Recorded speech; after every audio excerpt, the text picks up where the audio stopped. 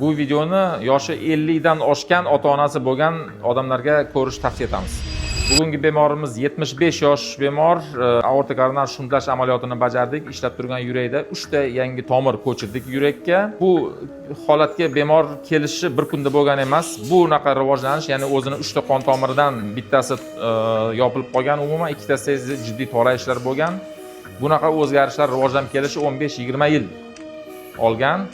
Agarda edi shu 40-50 yosh bo'lgan davrda kardiologlardan regular rejali ravishda yiliga 2 marta check-up o'tib turib, mana shu vaziyatga olib keladigan risk faktorlar, risk omillari agar oldi olinganda, balkim bugun bunaqa hodisa, bunaqa operatsiyaga ehtiyoj bo'lmas edi. Shuning uchun hammani chaqiramizki, shu narsaga ahamiyat berishsinki, 40 yosh va undan kattalar kardiologdan yiliga 2 marta, hattoki sog'lom bo'lsa ham yiliga 2 marta check-up, ya'ni nazorat, kontroldan o'tib turish kerak. Agar yurak bilan shunaqa muammolaringiz bo'lsa, bizning markazimizga kelishingiz mumkin.